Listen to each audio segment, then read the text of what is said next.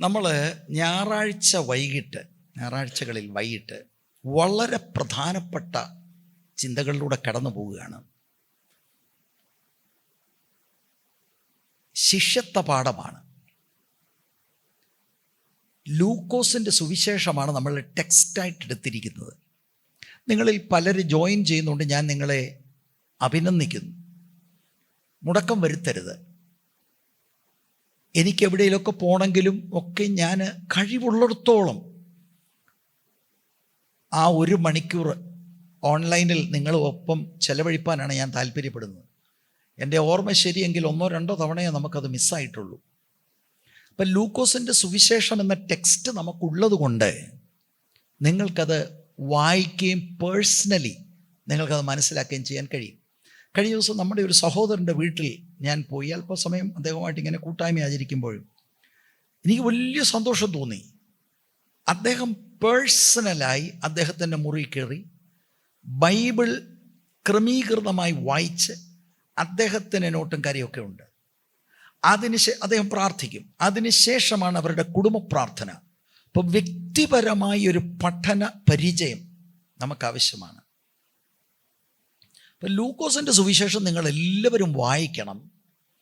വായിക്കുമ്പോൾ നിങ്ങൾ മനസ്സിലാക്കേണ്ട അതിൻ്റെ ഒരു ക്ലൂ ഞാൻ വൈകിട്ട് ഒന്ന് പറഞ്ഞു തരാം, ശ്രമിക്കാം. എനിക്ക് മനസ്സിലാകുന്നത്, എനിക്ക് തിടുക്കമാണ് നിങ്ങളോട് ഷെയർ ചെയ്യാൻ വേണ്ടി. ലൂക്കോസിൻ്റെ സുവിശേഷം ഇങ്ങനെ വായിച്ചു വരികയാണ്. അതിപ്രധാനമായി ചില കാര്യങ്ങൾ ഞാൻ ഇവിടെ പറയുകയുണ്ടായത്. കഴിഞ്ഞ ഞായറാഴ്ച പറഞ്ഞതിൻ്റെ തുടർമാനമാണ് ഞാൻ ഇന്ന് പറയാൻ താല്പര്യപ്പെടുന്നത്.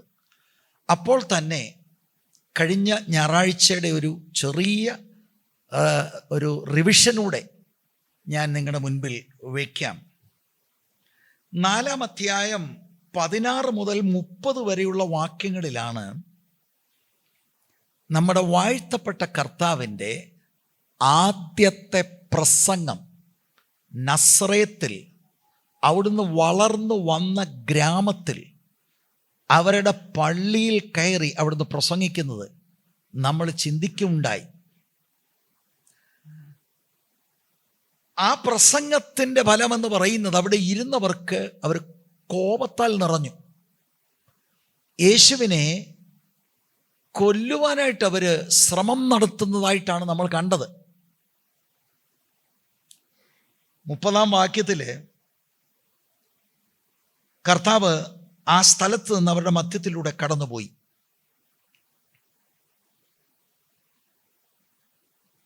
യേശു മറ്റിടങ്ങളിൽ ചെയ്യുന്ന അത്ഭുതമൊക്കെ ഇവർ കേട്ടിട്ടുണ്ട്.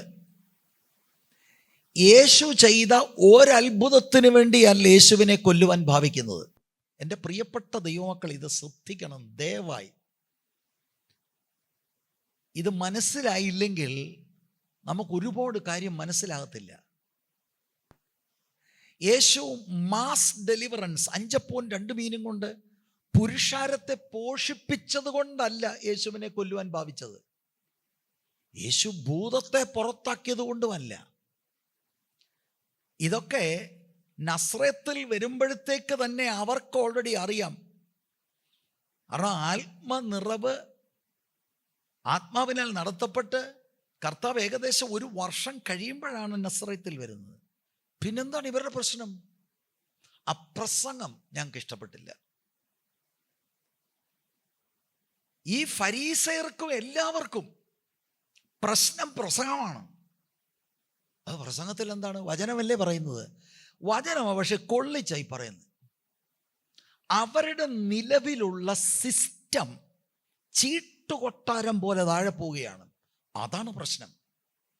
എൻ്റെ പ്രിയപ്പെട്ടവരെ, ഇന്നും ഇതാണ് പ്രശ്നം.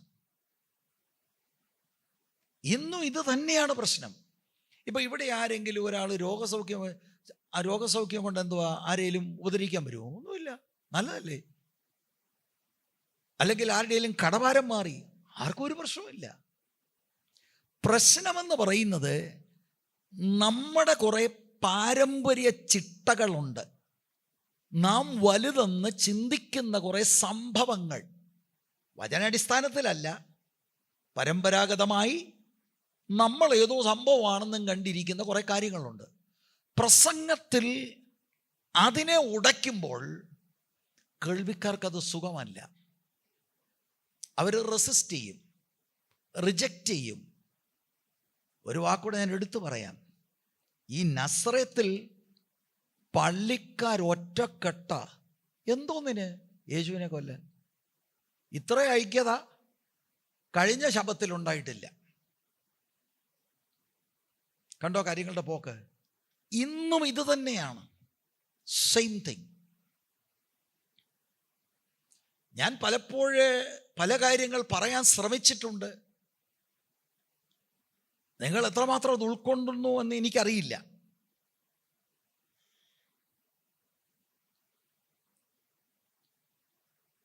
വലിയ യോഗങ്ങളിൽ ചിലയിടങ്ങളിൽ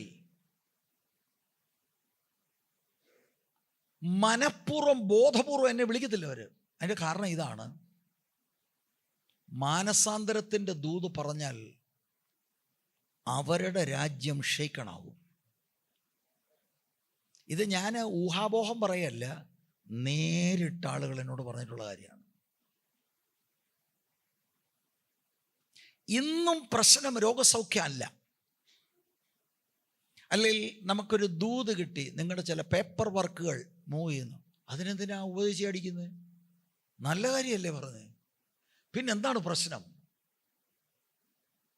ജീസസിനെ നിങ്ങൾ ഫോളോ ചെയ്യുകയാണെങ്കിൽ എൻ്റെയും നിങ്ങളുടെയും ശുശ്രൂഷയിൽ ഇത് സംഭവിക്കാം. എല്ലായ്പ്പോഴും ഇങ്ങനെയാണ് എന്നത് ചിന്തിക്കണ്ട. ഇതങ്ങോട്ട് കഴിഞ്ഞ് കഫർനഹൂമിൽ ഒരു പള്ളിയിൽ ചെന്നപ്പോൾ അവർക്ക് വലിയ സ്വീകാര്യം. അവിടെ യേശു ഒരു ഭൂതത്തെയൊക്കെ പുറത്താക്കുന്നുണ്ട്. അവരുടെ കാപഠ്യത്തെ ദൈവവചന ശുശ്രൂഷയാൽ കർത്താവ് തകർക്കുന്നത് കൊണ്ടാണ് നസ്രത്തുകാർക്ക് കർത്താവിനെ ഉൾക്കൊള്ളാൻ കഴിയാതെ വന്നത്. രണ്ടാമത്തെ യേശുവിൻ്റെ പ്രസംഗമാണ് 6-ാം അധ്യായത്തിൻ്റെ 20 മുതൽ 49 വരെയുള്ള വാക്യങ്ങളിൽ. രണ്ടാമത്തെ പ്രസംഗം എന്നൊക്കെ ഞാൻ പറയുമ്പോൾ 4:31 മുതലുള്ള വാക്യങ്ങളിലും കർത്താവ് പള്ളിയിൽ പഠിപ്പിച്ചെന്നാണ് വേദോസം പറയുന്നത്. പക്ഷെ അതിൻ്റെ കണ്ടന്റ് വെളിപ്പെടുത്തിയിരിക്കുന്നത് 6-ാം അധ്യായത്തിൻ്റെ 20 മുതൽ 49 വരെ. ആ രണ്ടാമത്തെ സെർമണ് സമഭൂമിയിൽ വെച്ച് കർത്താവ് ചെയ്ത ഒരു പ്രസംഗമാണ്. അത് 20-ാം വാക്യത്തിൽ പറയുന്നത് കർത്താവിൻ്റെ ശിഷ്യന്മാരോടാണ് ഇത് അഡ്രസ്സ് ചെയ്തിരിക്കുന്നത്. അനന്തരം അവൻ ശിഷ്യന്മാരെ നോക്കി പറഞ്ഞത്. ഇതേ പ്രസംഗത്തിൻ്റെ ഒരു പാരലൽ മത്തായിയുടെ സുവിശേഷം 5-ാം അധ്യായത്തിൻ്റെ 1-ാം വാക്യം മുതൽ 7-ാം അധ്യായത്തിൻ്റെ 29-ാം വാക്യം വരെ നമുക്ക് കാണാൻ കഴിയും. ഗിരിപ്രഭാഷണം. ലൂക്കോസിൽ അത് രേഖപ്പെടുത്തിയിരിക്കുന്നത് മത്തായിയുടേനേക്കാൾ വളരെ ഷോർട്ടായിട്ടാണ്. വേദപണ്ഡിതന്മാരിൽ ചിലർ അഭിപ്രായപ്പെടുന്നു 2 സ്ഥലങ്ങളിൽ വെച്ചാണ്. ചിലർക്കിത് ഒരു കാര്യം തന്നെ ലൂക്കോസിൻ്റെ തീമിനോട് ചേർന്ന് കാര്യങ്ങൾ മനസ്സിലാക്കാൻ ആ നിലയിൽ എഴുതിയതാണ് എന്ന് ചിന്തിക്കുന്നുണ്ട്. ആ പ്രസംഗത്തിലെ ഒരു ഭാഗമാണ് നമ്മൾ ചിന്തിക്കുന്നത്. കഴിഞ്ഞ ഞായറാഴ്ച 27, 28 ഈ വാക്യങ്ങളാണ് ചിന്തിച്ചത്. ഈ മെസ്സേജ് മറക്കരുത്. കാരണം ഇത് നമുക്ക് നമ്മുടെ ബലത്തിൽ അനുസരിക്കാൻ പറ്റത്തില്ല. ഇത് നമുക്ക് പ്രായോഗികമാക്കണമെങ്കിൽ പരിശുദ്ധാത്മാവിൻ്റെ നിറവും നടത്തിപ്പും നമുക്കുണ്ടാകണം. ദൈവമക്കളെ, സാധാരണ നിങ്ങൾ ചിലരൊക്കെ ചില വേർപെട്ട സമൂഹത്തിൻ്റെ ഭാഗങ്ങളായി പോയിട്ടുണ്ട്. ഇങ്ങനെയുള്ള കാര്യങ്ങളല്ല അവിടെ ചർച്ച. കാരണം ഒരു ഓളമുണ്ടാക്കാനുള്ള ചില വിഷയങ്ങളാണ് പലയിടത്തും, എല്ലായിടത്തും അല്ല പലയിടത്തും. അങ്ങനെ നമ്മൾ കൈയൊക്കെ അടിച്ചു പോകുന്നു. കാതലായ പല ഉപദേശ സത്യങ്ങൾ നമ്മൾ മനസ്സിലാക്കാതെ പോകുന്നു. ഇവിടെ വരുന്നവർക്ക് അത് സംഭവിക്കരുത് പ്രിയപ്പെട്ടവരെ. 27, 28 വാക്യങ്ങളിൽ 4 കൽപ്പനകളാണ്. അത് നമ്മൾ ചിന്തിച്ചതാണെങ്കിലും പെട്ടെന്ന് അതുവഴി ഞാൻ പോകാം. ദൈവരാജ്യത്തിൻ്റെ സ്നേഹം സംബന്ധിച്ചാണ്. 27 വാക്യത്തിൻ്റെ ആദ്യ ഭാഗം, നിങ്ങളുടെ ശത്രുക്കളെ സ്നേഹിപ്പീൻ. 27 2 ഭാഗം, നിങ്ങളെ പകയ്ക്കുന്നവർക്ക് ഗുണം ചെയ്യുവീൻ. 28 ആദ്യ ഭാഗം, നിങ്ങളെ ശപിക്കുന്നവരെ അനുഗ്രഹിപ്പീൻ. 28 2 ഭാഗം, നിങ്ങളെ ദുഷിക്കുന്നവർക്ക് വേണ്ടി പ്രാർത്ഥിപ്പീൻ. ഈ മനോഭാവം ആണ് യഥാർത്ഥ ശിഷ്യനെ മറ്റുള്ളവരിൽ നിന്ന് വേറിട്ട് നിർത്തുന്നത്. ഇത് ലോകത്തിന് മനസ്സിലാക്കാൻ കഴിയാത്ത ഒരു മനോഭാവമാണ്. ഈ മനോഭാവമാണ്, ഈ ആറ്റിറ്റ്യൂഡാണ് ദൈവം നമ്മൾക്ക് തിരുവെഴുത്തിലൂടെ അവിടുത്തെ സ്നേഹത്തെക്കുറിച്ച് വെളിപ്പെടുത്തുന്നത്. അവിടുന്ന് ഇങ്ങനെയാണ് നമ്മളെ സ്നേഹിച്ചത്. യേശു ഇങ്ങനെയാണ് പാപികളെ സ്നേഹിക്കുന്നത്, തന്നെത്താൻ ഏൽപ്പിച്ച്. അതുകൊണ്ട് തന്നെ അതേ സ്നേഹമാണ് ദൈവം ദൈവരാജ്യത്തിൽ ശിഷ്യന്മാരിലൂടെ പ്രതീക്ഷിക്കുന്നത്. ആ കാലഘട്ടത്തിൽ യേശു ഇത് പറയുമ്പോൾ വിപ്ലവകരമായിട്ടുള്ള ഒരാശയം മാത്രമല്ല, കേൾവിക്കാരുടെ മനസ്സിൽ ദുരുപദേശം പറയുകയാണെന്ന് ചിന്തിച്ചു കാണും. അതാണ് ഞാൻ പറഞ്ഞത് പ്രശ്നം. അതാണ് വിഷയം. അവർക്ക് ഉൾക്കൊള്ളാൻ കഴിയത്തില്ല. ഞാൻ വിശദീകരിക്കാം എന്തുകൊണ്ട് അവർക്ക് ആ ചിന്ത വന്ന് കാണും. അതിൻ്റെ കാരണം മത്തായി 5:43 അവർക്കറിയാം, കൂട്ടുകാരനെ സ്നേഹിക്ക എന്നും ശത്രുവിനെ പകയ്ക്ക എന്നും അരുളി ചെയ്തത് നിങ്ങൾ കേട്ടിട്ടുണ്ടല്ലോ. ഈ നിങ്ങൾ കേട്ടിട്ടുണ്ടല്ലോ എന്ന് പറഞ്ഞാൽ ശരിക്കും അത് റബ്ബിനിക്കൽ ട്രഡീഷനാണ്. അവരുടെ റബിമാർ അങ്ങനെ വ്യാഖ്യാനിച്ചിരിക്കുക. അത് ദൈവവചനമൊന്നുമല്ല. കൂട്ടുകാരനെ സ്നേഹിക്കണം, അയൽക്കാരനെ നിന്നെ പോലെ സ്നേഹിക്കണം. പക്ഷേ ശത്രുവിനെ പകയ്ക്കുക എന്ന് അരുളി ചെയ്തത് നിങ്ങൾ കേട്ടിട്ടുണ്ടല്ലോ. അവര് കേട്ടിട്ടുണ്ട്, അവരെ അങ്ങനെയാണ് പഠിപ്പിച്ചത്. ഇപ്പൊ യേശുക്രിസ്തുവിൻ്റെ പരസ്യ ശുശ്രൂഷ കാലഘട്ടത്തിൽ അന്നത്തെ യഹൂദ മതയനുസാരികൾക്ക് ഞങ്ങളുടെ ശത്രുക്കളെ പകയ്ക്കണം, അതാണ് പഠിപ്പിച്ചവരുടെ ഹൃദയത്തിലിരിക്കുന്നത്. ലേവ്യ പുസ്തകം 19:18 അവർക്കറിയാം, കൂട്ടുകാരനെ നിന്നെ പോലെ തന്നെ സ്നേഹിക്കണം, ഞാൻ യഹോവയാകുന്നു. അവിടെ കൂട്ടുകാരൻ എന്നുള്ളത് ഇംഗ്ലീഷിൽ നെയ്ബർ. അവർക്ക് ന്യായപ്രമാണമല്ലേ, അവർക്കതറിയാം. പക്ഷെ മറ്റേത് അതിനകത്ത് അവരെ പഠിപ്പിച്ചു. റബിമാർ അവർക്കത് ചൊല്ലിക്കൊടുത്തു. ഈ കൂട്ടുകാരൻ അല്ലെങ്കിൽ അയൽവാസി, നെയ്ബർ എന്നുള്ളത് അവരതിനെ ഡിഫൈൻ ചെയ്ത് ഒരു എക്സ്ക്ലൂസീവായിട്ട് കുറെ ആളുകൾക്ക് വേണ്ടി മാത്രമായി അവർ ചിന്തിച്ചു. എല്ലാ കാര്യത്തിലും അവരോട്, അവരുടെ അഭിപ്രായത്തോട് യോജിക്കുന്ന ഒരു ചെറിയ സമൂഹമാണ് ഞങ്ങളുടെ കൂട്ടുകാരൻ. നമ്മളോട് യോജിക്കാതെയും നമ്മൾ പറയുന്നത് കേൾക്കാതെ ഉൾക്കൊള്ളാതെ ഇരുന്നാൽ അതെൻ്റെ ശത്രുവാണ്. ആ ആളിനെ ഞാൻ പകയ്ക്കും. എല്ലാ കാര്യവും നമ്മളെ പോലെയാണെങ്കിൽ, അങ്ങനെ ഒരു യഹൂദനുണ്ടെങ്കിൽ ആ യഹൂദനെ സ്നേഹിക്കും. അതാണ് എൻ്റെ കൂട്ടുകാരൻ. അങ്ങനെയാണ് അവർ വാസ്തവത്തിൽ ഈ കൂട്ടുകാരൻ അല്ലെങ്കിൽ നെയ്ബർ എന്നുള്ള ആ പ്രയോഗം അവർ നാരോ ഡൗൺ ചെയ്തത്. അപ്പൊ എവിടുന്നാണ് ഇങ്ങനെയൊക്കെയുള്ള ആശയം കിട്ടുന്നതെന്നൊക്കെ ചോദിച്ചാൽ, അവരുടെ മനസ്സിലുള്ള ചിന്ത, അവരുടെ ന്യായമിത. പഴയ നിയമത്തിൽ തന്നെ ദൈവം പറഞ്ഞിട്ടില്ലേ, നിങ്ങൾ ഈ വാഗ്ദത്ത ഭൂമിയിലേക്ക് വരുമ്പോൾ കനാന്യരെയും മിദ്യാന്യരെയും മോവാബ്യരെയും അമോന്യരെയും അങ്ങനെയുള്ള ജാതിക ആളുകളെ എല്ലാം നിങ്ങൾ അവിടെ നിന്ന് പുറത്താക്കണം. അത് ശരിയാ, അങ്ങനെ പറഞ്ഞിട്ടുണ്ട്. പക്ഷെ ദൈവം ഈ ശത്രുക്കളെ പകയ്ക്കുന്നു എന്നെങ്ങും അവിടെ പറഞ്ഞിട്ടില്ല. പക്ഷെ ഇവരതിനകത്തൊന്ന് ദൈവം അവരെ പകയ്ക്കുന്നുണ്ടല്ലോ. അത് നമ്മൾ ആദ്യം മനസ്സിലാക്കണം. ദൈവം എന്തിനാണ് അങ്ങനെ ചെയ്തത്? ഇസ്രായേലിനെ പാപത്തിൻ്റെ പടുകുഴിയിൽ കിടക്കുന്ന ജാതിക ദേവന്മാർക്ക് പോലും തങ്ങളുടെ മക്കളെ ഹോമിക്കുന്ന ഇവരെ ഇസ്രായേൽ മക്കളെ കൊണ്ട് ദൈവം ന്യായം വിധിക്കുകയാണ്. അങ്ങനെയാണ് അവരെ ഓടിപ്പിക്കുന്നത്. Israel was judgment. ദൈവാധിപത്യവും ദൈവത്തിൻ്റെ ഭരണമുള്ള ഇസ്രായേലിനെ കൊണ്ട് ദൈവം ഒരു വടിയായി ഈ ജാതിക സമൂഹത്തെ ആ നാട്ടിൽ നിന്ന് ഓടിച്ചു.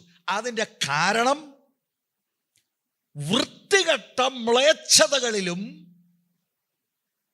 പാപത്തിൻ്റെ ഏറ്റവും ആഴമേറിയ കുഴിയിലും വിഗ്രഹാരാധനയുടെ ഉച്ചകോടിയിൽ നിന്ന് ഇവരെ ദൈവം ന്യായം വിധിക്കുകയാണ്.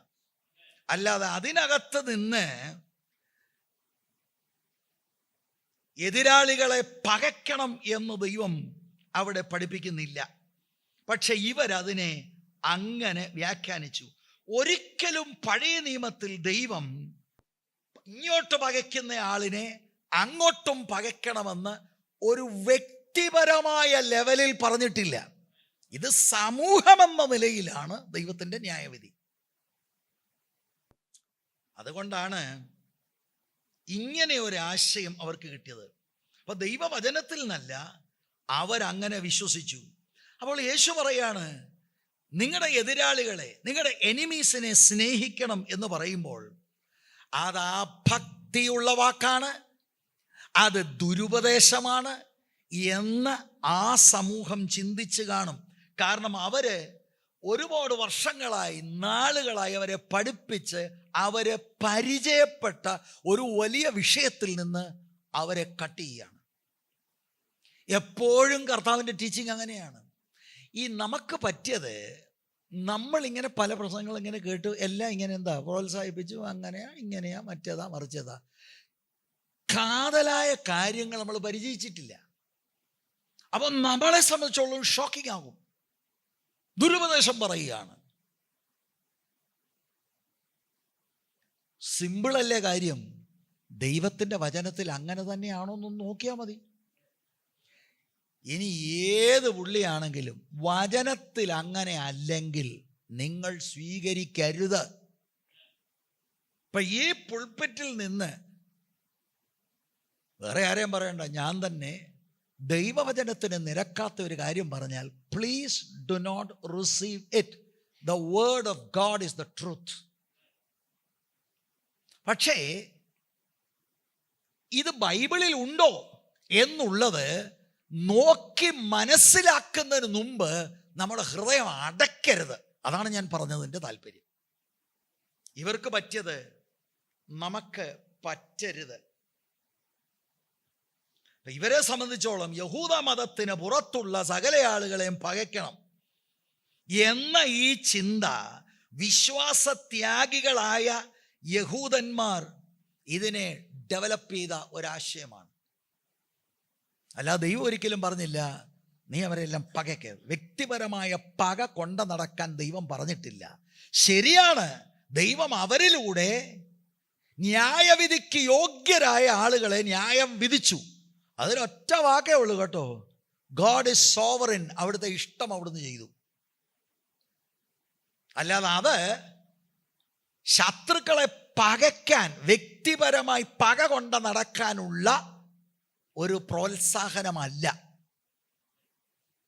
27-ാം വാക്യം, എന്നാൽ കേൾക്കുന്നവരായ നിങ്ങളോട് ഞാൻ പറയുന്നു, നിങ്ങളുടെ ശത്രുക്കളെ സ്നേഹിപ്പീൻ, നിങ്ങളെ പകയ്ക്കുന്നവർക്ക് ഗുണം ചെയ്യുവീൻ. അപ്പൊ നിങ്ങൾക്ക് ശത്രുക്കൾ ഉണ്ടെന്നാണ് കർത്താവ് പറയുന്നത്. അത് നമ്മൾ മനസ്സിലാക്കണം.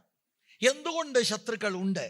22-ാം വാക്യം, മനുഷ്യപുത്രൻ നിമിത്തം മനുഷ്യർ നിങ്ങളെ ദ്വേഷിച്ച് ഭ്രഷ്ടരാക്കി നിന്ദിച്ച് നിങ്ങളുടെ പേർ വിടക്ക് എന്ന് തള്ളുമ്പോൾ നിങ്ങൾ ഭാഗ്യവാന്മാർ. നമ്മൾ കഴിഞ്ഞ ആഴ്ച പറഞ്ഞു അത് നല്ല പ്രവാചകന്മാരെ കുറിച്ച് ആണ് ഇങ്ങനെയൊക്കെ ചെയ്യുന്നത്. അപ്പൊ ഇവിടെ നിന്ന് നമുക്ക് മനസ്സിലാക്കാൻ കഴിയുന്നത് ശത്രുക്കൾ ഉള്ളത് എന്തുകൊണ്ടാണ്? Because of the son of മാൻ. മനുഷ്യപുത്രൻ നിമിത്തം, on account of the son of മാൻ. ഇത് ശരിക്കും മനസ്സിലാക്കണം. കർത്താവിനെ അനുഗമിക്കുന്നവരെ ലോകം പകയ്ക്കും. യേശുവിനെ പകച്ചെങ്കിൽ ലോകം നമ്മളെയും പകയ്ക്കും. പിന്നെ നമ്മൾ ഒരു കാര്യത്തിൽ തീരുമാനമെടുത്തോണം. യേശുവിൻ്റെ നാമം നിമിത്തം പകയുണ്ട്, നമ്മൾ നമ്മുടേതായിട്ടുള്ള കാര്യം നിമിത്തം അല്ലായിരിക്കണം. അത് യേശുവിൻ്റെ നാമം നിമിത്തം എല്ലാവരും പകയ്ക്കും. അതൊരു പുതിയ ആശയമല്ല, യേശു പഠിപ്പിച്ചതാണ്, അപ്പോസ്തലന്മാർ പഠിപ്പിച്ചതാണ്.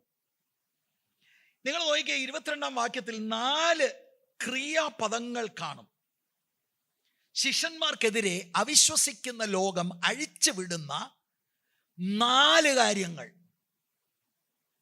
നിങ്ങളെ ദ്വേഷിക്കും, ഹെയ്റ്റ് ചെയ്യും എന്ന് പറഞ്ഞാൽ എന്താ? ശക്തമായി നിങ്ങളെ വെറുക്കും. ഉള്ളുകൊണ്ട് തന്നെ നിങ്ങളെ വെറുക്കും. അത് നിങ്ങളുടെ ബന്ധത്തിൽപ്പെട്ട ആളുകളായിരിക്കാം, സമൂഹത്തിലെ ആളുകളായിരിക്കാം. എന്നാ കാര്യം? നിങ്ങളെ ലോകത്തിൽ നിന്ന് കർത്താവ് തിരഞ്ഞെടുത്തു, അതാ വിഷയം. രണ്ടാമത്, ഭ്രഷ്ടരാക്കി. നിങ്ങളെ അവരുടെ സമൂഹത്തിൽ നിന്ന് വേർപെടുത്തു. ഇതെല്ലാം ശരിക്കും മനസ്സിലാക്കിക്കോണേ. ഇതാണ് പ്രതീക്ഷിക്കേണ്ടത്. പ്രാർത്ഥനായോഗത്തിന് പോയി, പെന്തിക്കോസിൽ പോയാൽ എക്സ്ക്ലൂസീവ് ഒരു സമൂഹത്തിൽ നിന്ന് എന്ത് ചെയ്യും? You'll be out. എന്നെ എല്ലാവരും ഒറ്റപ്പെടുത്തിയ, അയ്യോ അതറിഞ്ഞില്ലേ? അങ്ങനെയാണ്. ഇതിനെതിരെ ചിന്തിക്കുന്നവർ ദൈവവചനത്തിന് വിപരീതമാണ് ചിന്തിക്കുന്നത്. ഞാൻ വിശ്വാസത്തിൽ വരുന്നു, കർത്താവ് എനിക്ക് കുറെ കാര്യങ്ങൾ വചനത്തിൽ മനസ്സിലാക്കുന്നു, അപ്പോഴത്തേക്ക് എല്ലാവരും എന്നെ പൊക്കിക്കൊണ്ട് നടക്കുക. നോ, അങ്ങനാണെങ്കിൽ എന്തോ പ്രശ്നമുണ്ട്. നോർമൽ കാര്യമെന്ന് പറയുന്നത് നമ്മളെ പകയ്ക്കുക എന്നുള്ളതാണ്. ഭ്രഷ്ടരാക്കി. മൂന്നാമത്തെ കാര്യം, നിന്ദിച്ചു എന്ന് പറഞ്ഞാൽ എന്താണ്? റിവൈൽ ചെയ്യുക, ആക്ഷേപിക്കും, കളിയാക്കും.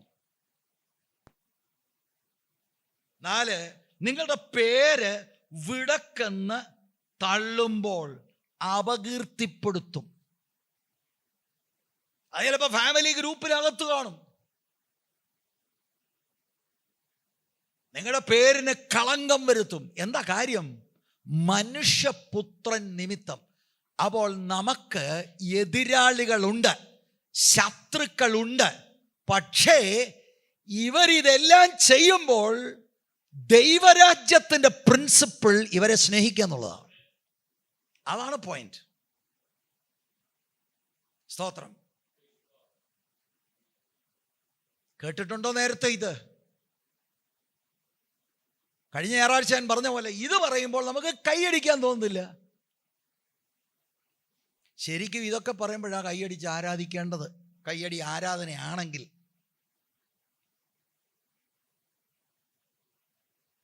എൻ്റെ പ്രിയപ്പെട്ടവരെ, ഞാൻ എൻ്റെ സങ്കടവും ദുഃഖവും കൊണ്ട് ഞാൻ പറയുക, ഒരുപാടിടങ്ങളിൽ നമ്മളെ കളിപ്പിച്ചു. പക്ഷെ കളിപ്പിച്ച് കഴിഞ്ഞൊരു പരുവമായി കഴിഞ്ഞാൽ പിന്നെ സംഗതി ഒക്കത്തുമില്ല. കാരണം തലച്ചോറിനകത്ത് വേറെ എന്തോ ഇരിക്കുക. അത് ഡിലീറ്റ് ചെയ്യുക. അല്ലാതെ നമ്മളെങ്ങനെ ഇത് മനസ്സിലാക്കുന്നത്? റാഡിക്കൽ ലവ് ആണ് കർത്താവ് പറയുന്നത്. We have to change. പക്ഷെ ഇത് എങ്ങനെയാ ഇത്? ഞാൻ എൻ്റെ കാര്യം പറയാം. Impossible for me without the help of the holy spirit. പരിശുദ്ധാത്മാവനല്ലാതെ എന്നെക്കൊണ്ട് ഇത് അസാധ്യമാണ്. ഇവിടെയാണ് ആത്മനിറവ് നമുക്ക് വേണ്ടത്. അപ്പൊ നമ്മൾ എന്ത് ചെയ്തു? ആത്മനിറവ് കയ്യടിക്കകത്തും ഇനി അന്യഭാഷയോട് ഒതുക്കി. അയൽവാസിയുമായിട്ട് മിണ്ടാട്ടമുണ്ടോ? ഇല്ല, ഞാൻ മതിൽ പൊക്കിക്കെട്ടുക. അതെന്നാണ്? അത്ര സ്നേഹമാണ്. നോ. ആകെക്കൂടെ നമ്മളോട് പറഞ്ഞു തരുന്നത് കൈവൊക്കെ രക്ഷിക്കപ്പെടുന്നിട്ട് സ്വർഗത്തിൽ പോവാ, അല്ലെങ്കിൽ സ്വർഗത്തിൽ പോവാ. അപ്പൊ ഇതൊക്കെ എന്തോ ഈ ടീച്ചിങ്? ഇത്രേ ഉള്ളോ സുവിശേഷം? യേശുവിനെ രക്ഷിതാവായി, അത് തന്നെ ശരിയായിട്ടല്ല പലരും അക്സെപ്റ്റ് ചെയ്തിരിക്കും. തത്ത പറയുന്ന പോലെ കുറെ വാക്കുകൾ, മാജിക് വേർഡ്സ്, എന്നിട്ട് രക്ഷിക്കപ്പെട്ടെന്ന് തെറ്റിദ്ധരിച്ച് നടക്കുന്നതാണ് നല്ല ശതമാനം ആളുകൾ. കാതലായ കാര്യങ്ങളിൽ ഇറങ്ങി ഇതൊന്ന് പ്രാക്ടീസ് ചെയ്യ പ്രിയരെ. പക്ഷെ ഞാൻ പിന്നെയും പറയാം, ഇതിന് നമുക്ക് ഹോളി സ്പിരിറ്റിനെ ആവശ്യമാണ്. അല്ലെങ്കിൽ ഇതൊക്കെ മെസ്സേജിൽ മാത്രമേ ഇരിക്കൂ, നമുക്ക് നോട്ട് എഴുതിയെടുക്കാം, ദാറ്റ്സ് ഓൾ. കർത്താവ് ഇത് പറയുമ്പോൾ ഇതുപോലെയാണ് ഭക്തരായ പ്രവാചകന്മാരെ എതിരാളികൾ അവരെ ട്രീറ്റ് ചെയ്തത്. അതിൻ്റെ കാരണം ഇതാണ്, അവർ ദൈവവചനത്തിൻ്റെ സത്യത്തിന് വേണ്ടി, നീതിക്ക് വേണ്ടി അവർ നിന്നു. അതുകൊണ്ട് മതഭക്തരും കാപഠ്യമുള്ളവരും ഈ ഭക്തരായ ആളുകളെ എതിർത്തു. നിങ്ങളും സത്യത്തിന് വേണ്ടിയും നീതിക്ക് വേണ്ടി ഞാനും നിങ്ങൾ നിന്നാൽ വയലന്റ് അറ്റാക്ക് ഉണ്ടാവും. നല്ല കൊള്ളുന്ന വാക്കുകൾ പറയും. അന്നേരം ഭാരപ്പെടുകയൊന്നും വരുത്. This is what we have to expect. Praise the lord. മത്തായിയുടെ സുവിശേഷം 10-ാം അധ്യായത്തിന്റെ 16 മുതൽ 33 വരെയുള്ള വാക്യത്തിൽ കർത്താവ് 12 ശിഷ്യന്മാരെ പ്രസംഗിക്കാനായിട്ട് അയക്കുന്ന ആ വിവരണമാണ് അവിടെ കാണുന്നത്. അതിൽ 16-ാം വാക്യം നോക്കിക്കേ. ഇതുപോലെയുള്ള എതിരാളികളെ കർത്താവ് വിളിക്കുന്ന ഒരു പേര്, ചെന്നായ്ക്കളുടെ നടുവിൽ ആടിനെ പോലെ ഞാൻ നിങ്ങളെ അയക്കുന്നു. ആകയാൽ പാമ്പിനെ പോലെ ബുദ്ധിയുള്ളവരും പ്രാവിനെ പോലെ കളങ്കമില്ലാത്തവരും ആയിരിപ്പീൻ. ചെന്നായ്ക്കൾ, വിഷ്യസ് വോൾവ്സ്. അപ്പൊ ഇങ്ങനെ എതിരാളികളെ എന്ത് ചെയ്യണം? നിങ്ങളുടെ ശത്രുക്കളെ സ്നേഹിക്കണം. അവിടെ സ്നേഹം എന്നുള്ളത് നമുക്കറിയാവുന്ന ഒരു പ്രയോഗമാണ് അഗപ്പെ എന്ന് പറഞ്ഞാൽ, എൻ്റെ എതിരാളിയുടെ ഏറ്റവും ഹയസ്റ്റ് നന്മ ഞാൻ ഉള്ളുകൊണ്ട് ആഗ്രഹിക്കുക. ഈ നിന്ദിക്കുമ്പോഴും പേര് കളങ്കപ്പെടുത്താൻ ശ്രമിക്കുമ്പോഴും I want to do the best for my enemy. അതെന്തിനാണ്? കാരണം എൻ്റെ ഉള്ളിൽ സുവിശേഷത്താൽ മാറിയിരിക്കുന്നു. ഞാനും നിങ്ങൾ ഇങ്ങനെ അല്ലായിരുന്നു. ഒന്നിങ്ങോട്ട് പറഞ്ഞാൽ 4 അങ്ങോട്ട് പറയാം നമുക്കറിയാമായിരുന്നു. സുവിശേഷം നമ്മുടെ അകത്ത് വന്നു, ദൈവത്തിൻ്റെ ഭരണം അകത്ത് വന്നു. നമുക്കിപ്പോൾ അവരെക്കുറിച്ചൊരു ചിന്ത. എതിരാളി എന്നെ നിന്ദിക്കുന്നുണ്ടെങ്കിലും ഞാനായിരുന്ന സ്ഥാനത്താണ് ഇപ്പോൾ അവൻ പാപിയാണ്, അവൻ നരകത്തിലേക്ക് പോവുകയാണ്, അവൻ എന്താ ഈ ചെയ്യുന്നതെന്ന് അവൻ അറിയത്തില്ല. അവനെ പിന്നെയും സ്നേഹിക്കുക, നല്ലത് ചെയ്യുക, അവന് നല്ലത് വരട്ടെ. ഈ മനോഭാവമാണ് ദൈവരാജ്യത്തിലുള്ളവർ പ്രതീക്ഷിക്കുന്നത്. ഇത് ലോകത്തിന്റെ വ്യവസ്ഥതയിൽ നിന്ന് വളരെ വ്യത്യസ്തമാണ്. ലോകക്കാർക്ക് തനിക്കുള്ളവരെ അവർ സ്നേഹിക്കും. We are on the same page and we love each other. ഇതങ്ങനെയല്ല ദൈവരാജ്യം. ആക്ഷേപിക്കുന്ന, എതിര് പറയുന്ന ആളുകളോടും അവരെ സ്നേഹിക്കുക. നിങ്ങളുടെ ശത്രുക്കളെ സ്നേഹിപ്പീൻ. നിങ്ങളെ പകയ്ക്കുന്നവർക്ക് ഗുണം ചെയ്യുവീൻ. പകര ചെയ്യാതെ, പക വീട്ടാതെ യേശുവിൻ്റെ ശിഷ്യന്മാര് ഈ പകയ്ക്കുന്നവർക്ക് നന്മ ചെയ്യുക. എന്നെ നല്ലപോലെ വല്ലതും പറഞ്ഞ, പക്ഷെ ഞാനൊന്നും ചെയ്തില്ല കേട്ടോ. അതുപോലെ ആ ലെവല് ചെയ്തില്ല എന്നുള്ളതൊരു ലെവലാ. ചെയ്യാതെ നന്മ ചെയ്യുക. നമ്മൾ പലതും ആ സ്റ്റേജിലുണ്ടല്ലേ. ഞാൻ ഒരു വാക്ക് പോലും മിണ്ടില്ല. ആ വാക്ക് മിണ്ടാതെ തിരിച്ച് നന്മ ചെയ്യുക. അതാണ് ദൈവത്തിൻ്റെ ഭരണം. നിങ്ങളെ പകയ്ക്കുന്നവർക്ക് ഗുണം ചെയ്യുക, അവരുടെ നന്മ ആഗ്രഹിക്കുക. സ്നേഹമെന്ന് ഇവിടെ ഉദ്ദേശിക്കുന്നത് എന്തെങ്കിലും ക്രിയാത്മകമായി അവർക്ക് വേണ്ടി ചെയ്യുക. 28-ാം വാക്യം, അതിൻ്റെ ആദ്യ ഭാഗം, നിങ്ങളെ ശപിക്കുന്നവരെ അനുഗ്രഹിപ്പീൻ എന്ന് പറഞ്ഞാൽ എന്താ? അനുഗ്രഹിക്കുക, അവരോട് വളരെ കൈൻഡായിട്ട് റെസ്പോണ്ട് ചെയ്യുക. അപ്പൊ ഗുണം ചെയ്യുക മാത്രമല്ല, വായിലെ വാക്കുകൾ ബ്ലസ് ചെയ്യുന്നതായിരിക്കുക. അവർ ശാപവാക്കുകളൊക്കെ പറഞ്ഞു കാണും, പക്ഷെ കൃപയോടുകൂടി അവരോട് പ്രതികരിക്കുക. നിങ്ങളെ ദുഷിക്കുന്നവർക്ക്, നിങ്ങളെ എബ്യൂസ് ചെയ്യുന്നവർക്ക്, അവർക്ക് വേണ്ടി പ്രാർത്ഥിപ്പീൻ. നമ്മൾ കഴിഞ്ഞ ആഴ്ച അത് ചിന്തിച്ചതാണ്. നമ്മളെ വാഴ്ത്തപ്പെട്ട കർത്താവിനെ അനുഗമിച്ച സ്റ്റീഫനും നമുക്ക് മാതൃകയായി നിൽക്കുന്നു.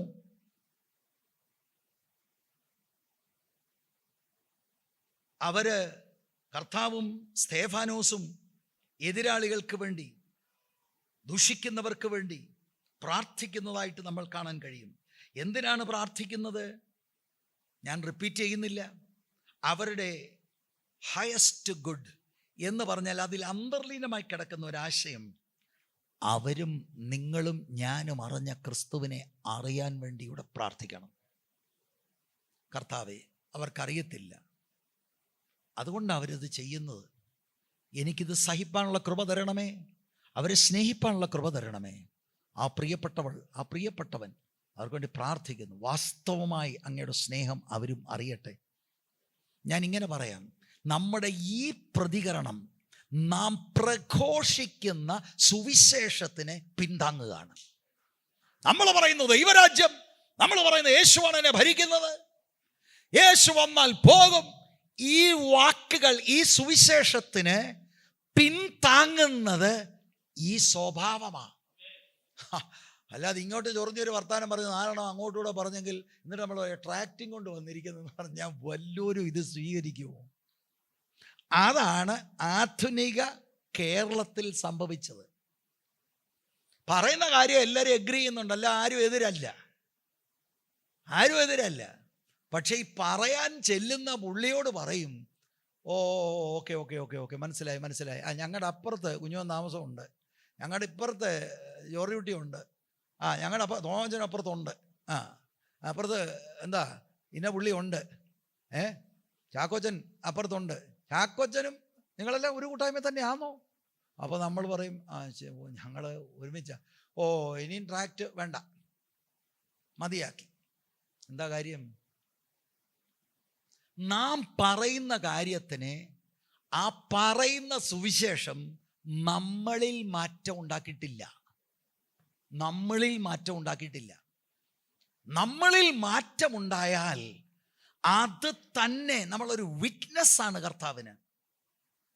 നമ്മളെ അതും ഇതുമൊക്കെ പറയുമ്പോൾ നമ്മൾ ഒന്നും പറയാതെ ചിരിച്ചോണം, സിസ്റ്റർ പ്രാർത്ഥിച്ചോളാം കേട്ടോ എന്നൊക്കെ പറയാണ്. എന്നിട്ടൊരു അവസരം കിട്ടുമ്പോൾ അവരുടെ കുഞ്ഞ് പാസ്സായി നമ്മളൊരു ഗിഫ്റ്റ് കൊണ്ട് കൊടുക്കുക, അല്ലെ അവർക്കൊരു അബദ്ധമുണ്ടായി നമ്മൾ ആദ്യം തന്നെ ചെല്ലുക, വേണ്ട കാര്യം ചെയ്യുമ്പോൾ അവരോട് ഞാൻ അന്ന് നല്ല 1ാം ക്ലാസ് വർത്താനം പറഞ്ഞ വിട്ട് ഇയാൾ കണ്ടില്ലേ ഇയാൾ വരുന്നത്. they will think. ഇതാണ് ദൈവരാജ്യത്തിൻ്റെ സ്നേഹം. ഈ മനോഭാവമാണ് നമുക്ക് ആവശ്യം. 29-30 വാക്യത്തിലേക്ക് നമ്മുടെ ശ്രദ്ധയൊന്ന് തിരിക്കാം. 29-30 വാക്യം ദൈവരാജ്യ സ്നേഹത്തിൻ്റെ പ്രതികരണങ്ങളാണ്. ശിഷ്യന്മാരെ ടാർഗറ്റ് ചെയ്തുകൊണ്ട് നിന്ദിക്കുകയും പരിഹസിക്കുകയും ഒക്കെ ചെയ്യുമ്പോൾ എങ്ങനെയാണ് ഒരു ശിഷ്യൻ പ്രതികരിക്കേണ്ടത്? 4 ഇലസ്ട്രേഷൻസ് നമുക്ക് കാണാൻ കഴിയും. 4 കാര്യം. ഞാൻ ആദ്യം 4 കാര്യം ഒന്ന് പറയാം. 29-ന്റെ ആദ്യ ഭാഗം, നിന്നെ ഒരു ചെകിട്ടത്ത് അടിക്കുന്നവന് മറ്റേതും കാണിച്ചു കൊടുക്കുക. ദൂത് ഉണ്ടോ? നമ്മളിരിക്കുന്ന ദൂത് അല്ല, പിള്ളേരുടെ അഡ്മിഷൻ്റെ കാര്യത്തിന് വേണ്ടി. കിട്ടിയില്ലേലും കുഴപ്പമൊന്നുമില്ല, ഇതൊന്ന് മനസ്സിലാക്കുക. അയ്യോ എൻ്റെ കുഞ്ഞിന് അഡ്മിഷൻ കിട്ടത്തില്ലയോ? ദൈവഹിതമാണേ കിട്ടും, അല്ലെ കിട്ടത്തില്ല.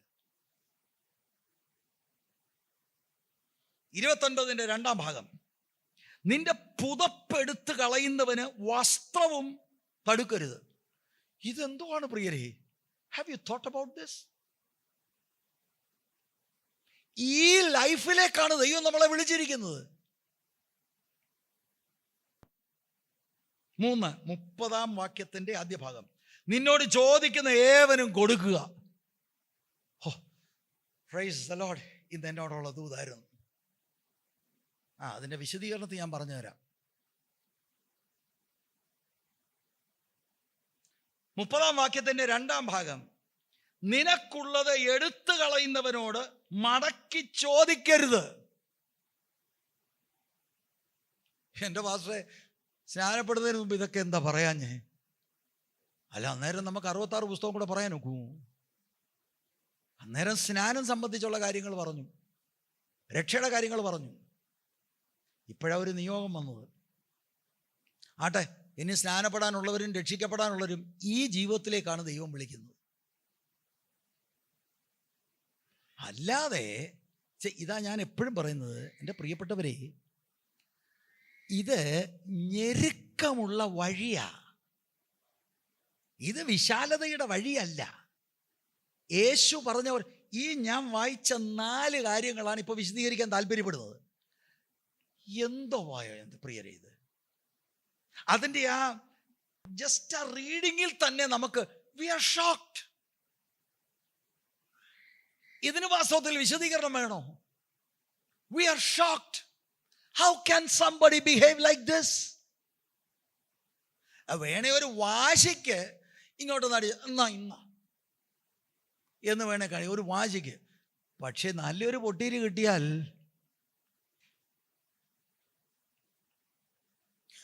ഒരു മിലിട്ടറിക്കാരൻ രക്ഷിക്കപ്പെട്ടു കേട്ടോ. ഒരു മിലിട്ടറിക്കാരൻ, വിദേശിയ, സായിപ്പ. അയാള് രക്ഷിക്കപ്പെട്ട് കഴിഞ്ഞപ്പോൾ അങ്ങ് ഭയങ്കര തീഷ്ണതയാണ്. എന്തോ ഒരു തർക്കം വാദം ഉണ്ടായി, ഒരുത്തൻ ഒറ്റയടി കൊടുത്തു. അയാൾ വചനം അനുസരിച്ച് ചെള്ള കാണിച്ച് അടുത്ത ചെള്ള ഒരെണ്ണം കൂടെ കൊടുത്തു. മാനസാന്തരപ്പെട്ട പുള്ളി കൈ ചുരുട്ടി. എടാ, ഒന്നേലടിച്ചാൽ ഒന്നുകൂടെ കാണിക്കാനുണ്ട്, 2 അടിച്ചാൽ പറഞ്ഞിട്ടില്ല.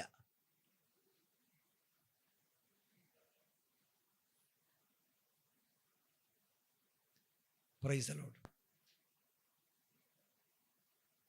ഇങ്ങനെയാണ് ദൈവരാജ്യത്തിൻ്റെ സ്നേഹം പ്രദർശിപ്പിക്കുന്നത്. 29-ാം വാക്യത്തിൻ്റെ ആദ്യ ഭാഗം 4 കാര്യങ്ങളാണ്. അതിലെ ഒരു കാര്യം, നിന്നെ ഒരു ചെകിട്ടത്ത് അടിക്കുന്നവന് മറ്റേതും കാണിച്ചു കൊടുക്കുക. കർത്താവിൻ്റെ വളരെ ഫേമസ് ആയിട്ടുള്ള പല സെയിങ്സിലെ ഒന്നാണിത്. ഇത് ക്രിസ്ത്യൻസിന് നോൺ ക്രിസ്ത്യൻസിന് ഒരുപോലെ അറിയാം. ഞാൻ ഈയിടെ വളരെ ഫേമസ് ആയിട്ടുള്ള അക്രൈസ്തവനായ ഒരു രാഷ്ട്രീയ നേതാവ് ഇത് ഉദ്ധരിക്കുന്നത് ഞാൻ കേട്ടു. അത്രമാത്രം ആളുകൾക്ക് വളരെ അറിയാമെന്ന ഒരു വാക്കാണത്. ഒരു ചെകിട്ടത്തടിക്കുന്നവന് മറ്റേ കാണിച്ചു കൊടുക്കുക. നമ്മുടെ നാച്ചുറൽ റിയാക്ഷൻ എന്ന് പറയുന്നത്, നമ്മൾ അത് ഒരിക്കലും താങ്ങി നിൽക്കത്തില്ല, നമ്മൾ തിരിച്ച് അറ്റാക്ക് ചെയ്യും. പക്ഷെ ആ മനോഭാവത്തിന് വളരെ വിപരീതമായിട്ടാണ്. ഇനിയും ഇതിനകത്ത് ചില സൂചനകൾ ഞാൻ പറയാം, ഇതെന്തല്ലെന്നുള്ളത്. ചില ആളുകൾ ചിന്തിക്കുന്നത്, അവർ തെറ്റായിട്ട് ഇതിനെ വ്യാഖ്യാനിക്കുന്നത് കൊണ്ട് ക്രിസ്ത്യാനികളെക്കുറിച്ച് ദൈവം ആഗ്രഹിക്കുന്നത് ശക്തമായ പീഡിപ്പിക്കുക, തല്ലിക്കൊല്ലാൻ നേരം തല്ല് തല്ല് ഇനിയും തല്ല്. ആ അർത്ഥത്തിലല്ലിത്. സ്തോത്രം.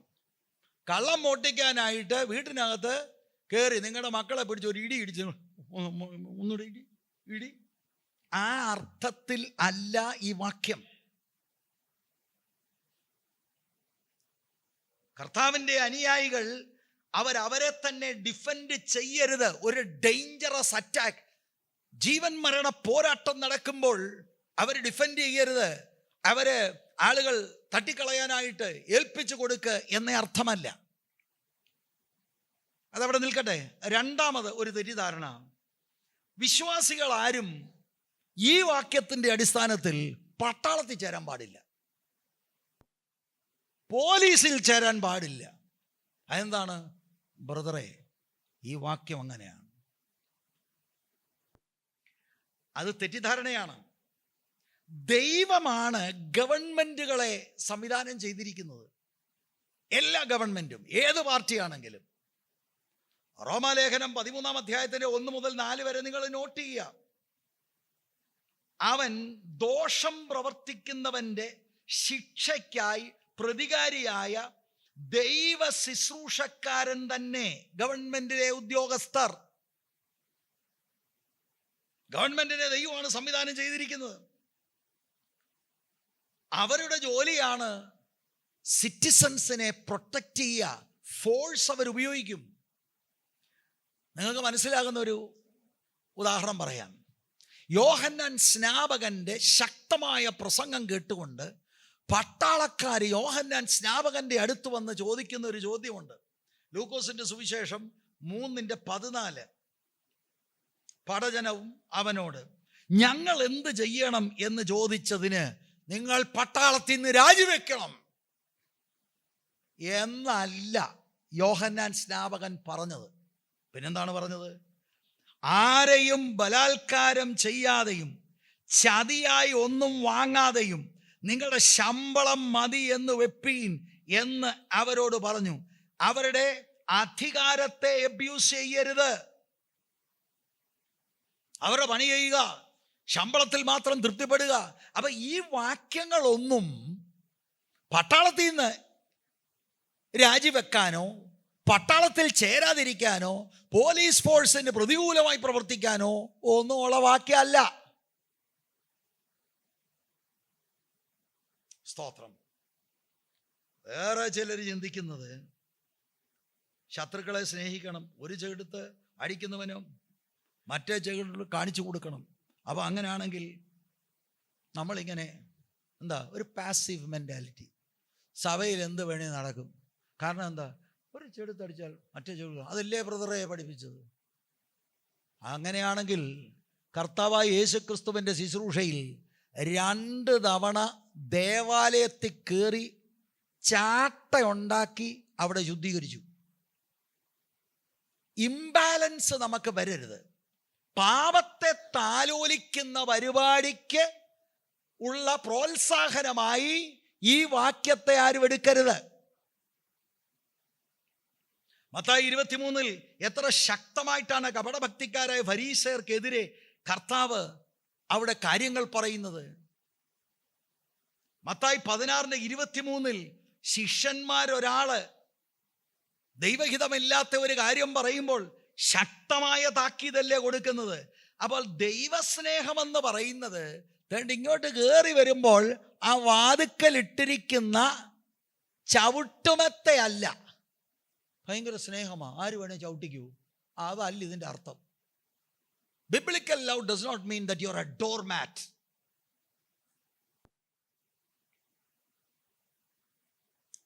ഈ വാക്യം മനസ്സിലാക്കാൻ ഇവരുടെ സംസ്കാരവും ഇവരുടെ പരിചയങ്ങൾ മനസ്സിലാക്കണം. ഞാൻ കഴിഞ്ഞ ആഴ്ചയിലാണ് തോന്നുന്നു നിങ്ങളോട് പറഞ്ഞു, യോഹന്നാന്റെ സുവിശേഷം 15-ാം അധ്യായത്തിന്റെ 18 മുതൽ 16-4 വരെ പകയ്ക്കും, ദേഹ ഉപദ്രവം ചെയ്യും, പള്ളിഭ്രഷ്ടരാക്കും, കൊല്ലും എന്ന് ശിഷ്യന്മാരെ പഠിപ്പിച്ചിരുന്ന കർത്താവ്. അതിൽ യോഹന്നാൻ 16:2 അവർ നിങ്ങളെ പള്ളിഭ്രഷ്ടരാക്കും എന്ന് പറഞ്ഞ സിനഗോഗുകളിൽ നിന്ന് പുറത്താക്കും. അതൊരു ചെറിയ കാര്യമല്ല. യഹൂദ സംസ്കാരത്തിൽ, യഹൂദന്മാരുടെ സൊസൈറ്റിയിൽ that's not a small thing. കാരണം അവരുടെ ലൈഫ് മുഴുവനും ചുറ്റിപ്പറ്റി നിൽക്കുന്നത് ഈ സിനഗോഗിലാണ്. പല സിനഗോഗുകൾ ഗലീലയിലുണ്ട്. ഓരോരുത്തർ ഓരോ കൂടിവരവുണ്ട്. അവരെല്ലാം തമ്മിൽ വലിയ ബന്ധമാണ്. അവരുടെ ലൈഫ് ആ സിനഗോഗുമായിട്ട് ചുറ്റിപ്പറ്റിയാണ് ഇരിക്കുന്നത്. പള്ളിഭ്രഷ്ടരാക്കുക എന്ന് പറഞ്ഞാൽ അതൊരു വലിയ വിഷയമാണ്. പരസ്യമായി ഒരാളിന് ഏറ്റവും വലിയ നാണംകേട് സംഭവിക്കുന്നത് പള്ളിയിൽ നിന്ന് പുറത്താക്കുമ്പോഴാണ്. അവരുടെ സംസ്കാരത്തിൽ. കാരണം പരസ്യമായിട്ട് ഈ ആള് ഒരു റിപ്രൊബേറ്റ് ആണ്, എന്ന് പറഞ്ഞ് ആക്ഷേപിച്ച് പുറത്താക്കുകയാണ്. അത് വളരെ സീരിയസ് ആണ്. ദയവായിട്ട് നിങ്ങൾ ഇത് മനസ്സിലാക്കണം. മനസ്സിലാക്കിയെങ്കിലേ കർത്താവ് പറയുന്നതിൻ്റെ ആശയം നമുക്ക് മനസ്സിലാകുകയുള്ളൂ. ഒരാളെ സിനഗോഗിൽ നിന്ന് പുറത്താക്കുമ്പോൾ എന്തിനാ സിനഗോഗിൽ നിന്ന് പുറത്താക്കുന്നത്? മനുഷ്യപുത്രൻ നിമിത്തം. ഇവരെ ശരിക്കും വിപ്പ് ചെയ്യും. കാണാൻ വരേണ്ടിയവർക്ക് വരാം, ഇവരെ നന്നായി ആടി കൊടുക്കും. യേശുവിനെ അനുഗമിച്ചത് നിമിത്തം അവരുടെ വസ്ത്രങ്ങളൊക്കെ മാറ്റി വെച്ചിട്ട് കുറഞ്ഞത് 39 അടികളാണ് അവർക്ക് കൊടുക്കുന്നത്. ചാട്ടകൾ, അതിൻ്റെ അറ്റത്ത് കല്ലുകളൊക്കെ ഉള്ള ചാട്ടകൾ, അങ്ങനെ പുറം കീറുന്ന അനുഭവം. ഇതാണ് വാസ്തവത്തിൽ ഫിസിക്കലായിട്ടുള്ള പണിഷ്മെന്റ്. പക്ഷേ അതല്ലാതെ ഇവരെ ഒന്ന് നാണം കെടുത്തും. ഈ ഫിസിക്കൽ പെയിൻ മാത്രമല്ല, ഇവരെ നാണം കെടുത്തുവാൻ വേണ്ടി ഈ ആളിൻ്റെ ചെള്ളയടിക്കുക, എന്ന് വെച്ചാൽ മുഖം നോക്കി അടച്ചൊരടി കൊടുക്കും. അതാണ് വാസ്തവത്തിൽ ഈ ഒരു കാര്യം മനസ്സിലാക്കാൻ നമ്മൾ, ഈ വാക്യം മനസ്സിലാക്കാൻ ഈ ഒരു സന്ദർഭം മനസ്സിലാക്കണം. അപ്പൊ അങ്ങനെ പരസ്യമായി നാണം കെടുത്തുമ്പോൾ, പരസ്യമായി ഹ്യൂമിലിയേറ്റ് ചെയ്യുമ്പോൾ ഒരു വിശ്വാസി ആ ഒരു ഹ്യൂമിലിയേഷൻ സാരമില്ലെന്നെണ്ണണം. ആ മനോഭാവമാണ് ദൈവം ആഗ്രഹിക്കുന്നത്.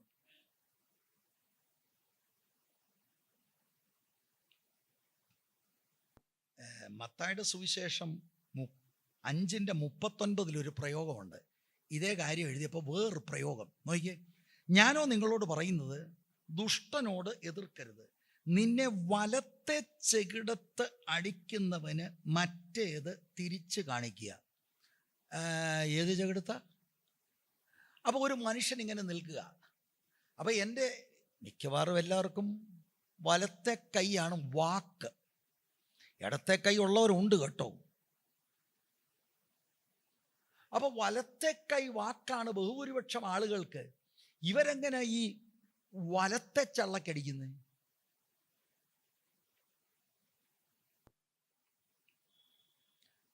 അത് ഈ നിന്ദിക്കുന്ന ആളുകളെ ശരിക്കും അടിക്കുന്നത് പുറം കൈ കൊണ്ടാണ്. ഇങ്ങനൊരടിയ ആ അർത്ഥത്തിലാണ് മനസ്സിലാക്കേണ്ടത്.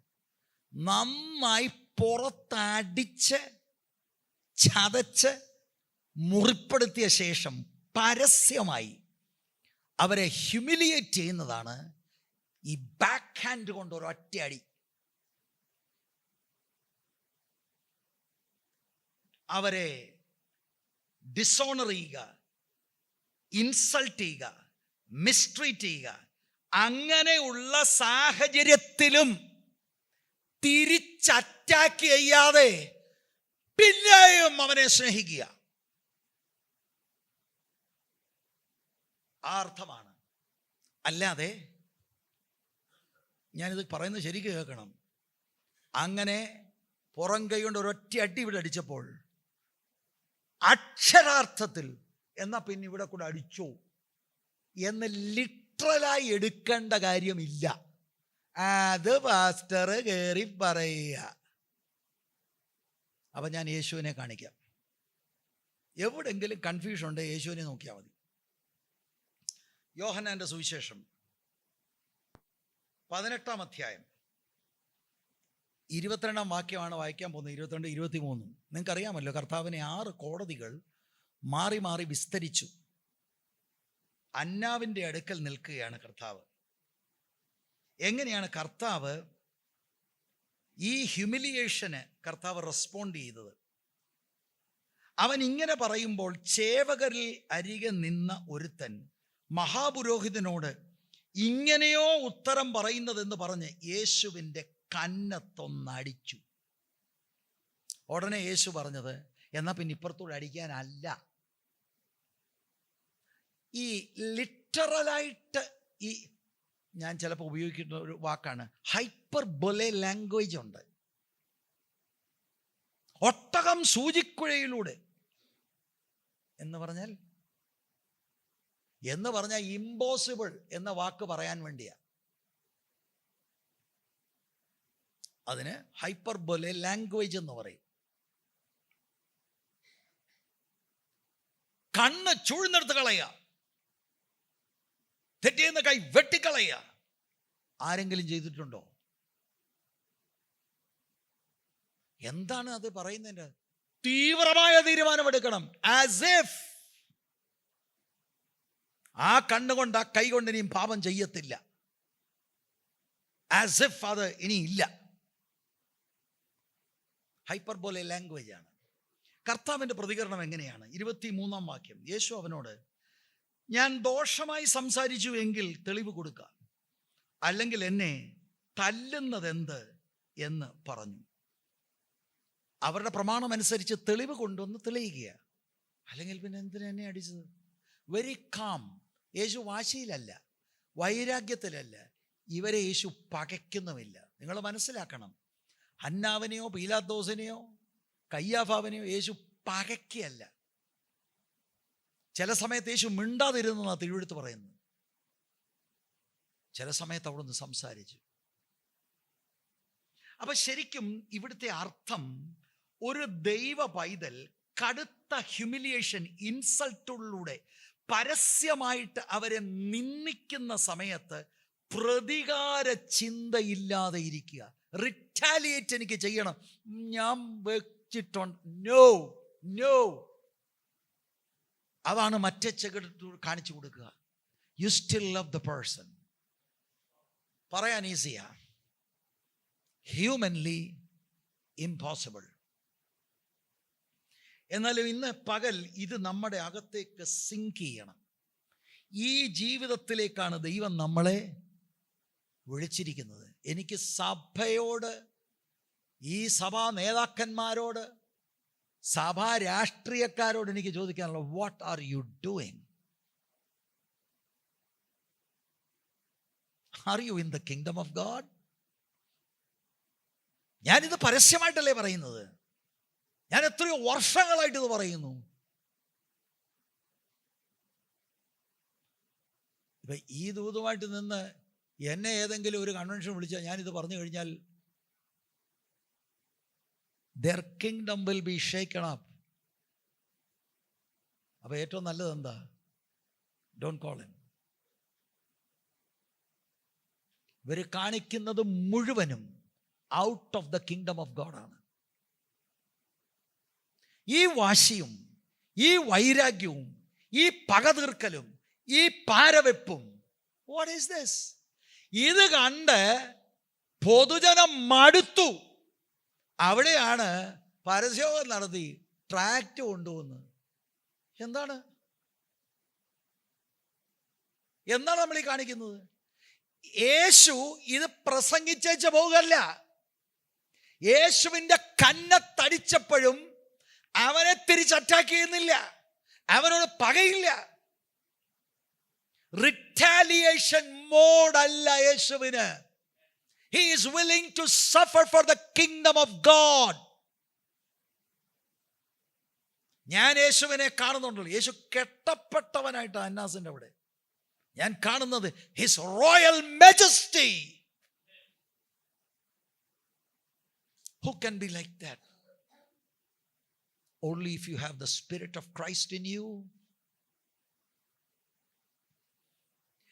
ഈ യേശു നമ്മളെ വിളിക്കുകയാണ് ദൈവരാജ്യത്തിൽ. അപ്പോഴാണ് ഭാര്യയും ഭർത്താവും കൂട്ടം ഇടി. എന്നിട്ട് അയലോക്കക്കാരൻ നമുക്ക് ട്രാക്ട് കൊടുക്കാം. എന്താണ്? ഭർത്താവിന് ക്ഷമിച്ചുകൂടെ? ഭാര്യയ്ക്ക് ക്ഷമിച്ചുകൂടെ? Still keep on loving and keep on loving and keep on loving. കുറച്ച് നാളായിട്ട് ലവിങ് അങ്ങനെ എൻ്റെ തലയിൽ കയറിയാന്ന് കണ്ട ചൂട്ട മറുപടി ഞാൻ കൊടുക്കും, പാറപ്പിക്കും. ദൈവരാജ്യത്തിലല്ലെന്നേ ഉള്ളൂ, ദൈവരാജ്യത്തിലല്ല. That's not kingdom life. എൻ്റെ പ്രിയപ്പെട്ടവരെ, ഞാനിത് പറയുമ്പോൾ നമുക്കൊന്ന് മാനസാന്തരപ്പെടാൻ കഴിയുമോ? This is a higher standard. ഇതാണ് യേശുവിൻ്റെ പുറകെ പോകുന്ന അനുയായികളെക്കുറിച്ചുള്ള ദൈവത്തിൻ്റെ പ്രതീക്ഷ. ഇതിന് നമുക്ക് ഹോളി സ്പിരിറ്റിന്റെ ഫില്ലിംഗ് ആവശ്യമാണ്. കർത്താവിനോട് പറയണം, കർത്താവേ ഞങ്ങൾക്ക് ഇത് മനസ്സിലായി, പക്ഷെ ഇത് പ്രായോഗികമാക്കാൻ ഞങ്ങളെ കൊണ്ട് കഴിയത്തില്ല. ഉറപ്പാണ് അവിടുത്തെ ആത്മാവിനാൽ നമ്മളെ കർത്താവ് നിറയ്ക്കും. അല്ലാതെ ഒന്ന് പറഞ്ഞ് രണ്ടാമത്തേനെ കൈ അടിച്ച് ആരാധിക്കുക, കാർമേഘ പടലം മാറുന്നു. ഇതിന്റെ കാർമേഘ പടലം മാറിയോ? എല്ലാത്തിനും അങ്ങ് കാർമേഘമാ. സ്തോത്രം.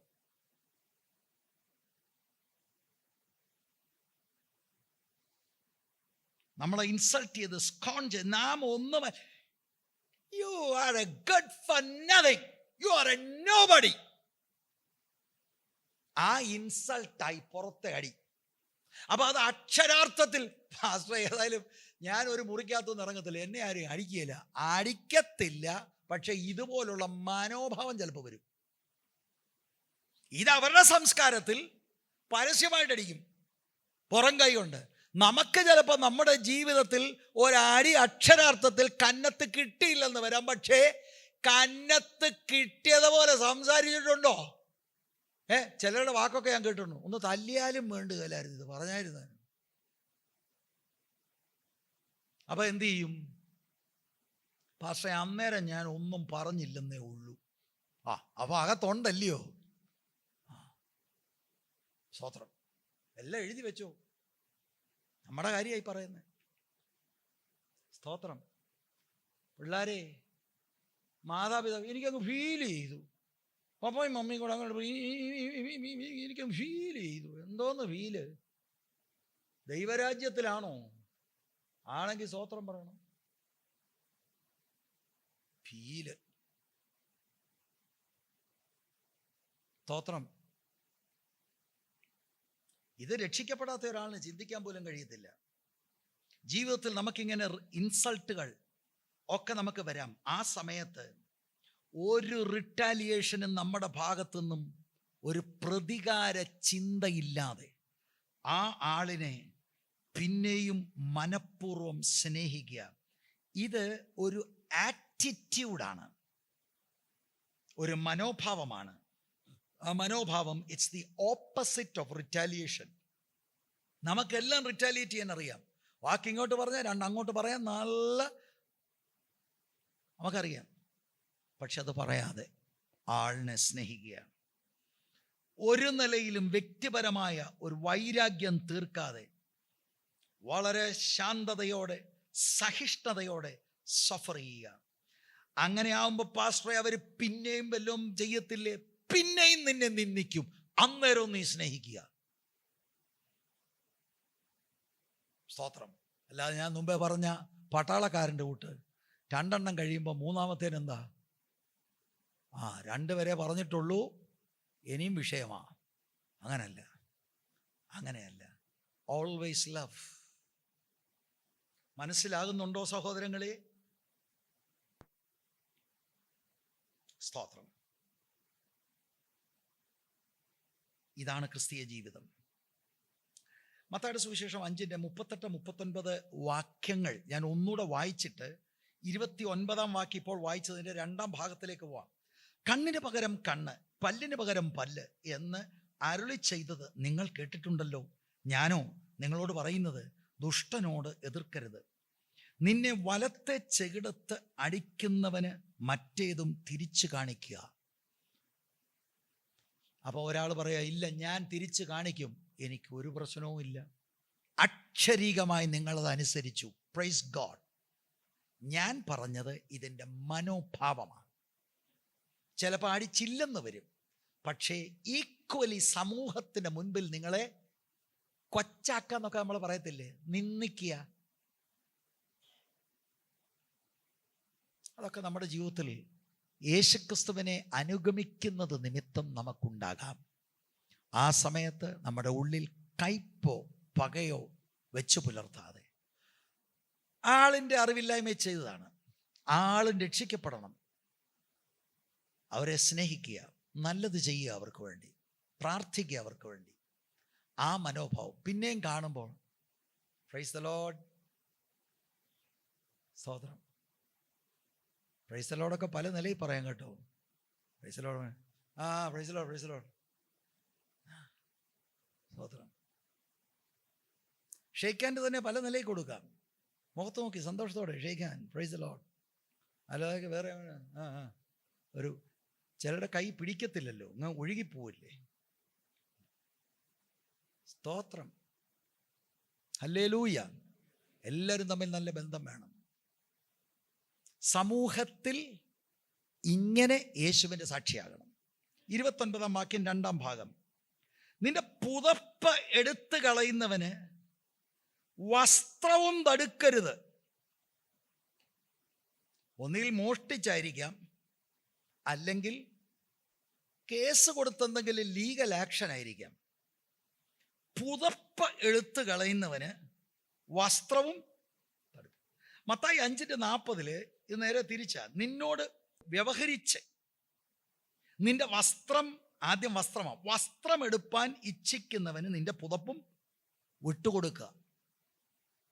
എന്താണ് ഇതിൻ്റെ അർത്ഥം? അപ്പോൾ എങ്ങനെയും ആകട്ടെ, മോഷ്ടിച്ചാകട്ടെ, വ്യവഹരിച്ചാകട്ടെ, എങ്ങനെയും ആകട്ടെ, അന്നത്തെ കാലത്ത് ഈ പുതപ്പ്, ക്ലോക്ക്, അത് വാസ്തവത്തിൽ ഒരാൾക്ക് ഒരെണ്ണമേ ഉള്ളൂ. അയാളത് മേൽവസ്ത്രമായിട്ട് ഉപയോഗിക്കുന്നു. രാത്രിയിൽ ഉറങ്ങുമ്പോൾ ഇതൊരു പുതപ്പായിട്ട് ഉപയോഗിക്കുന്നു.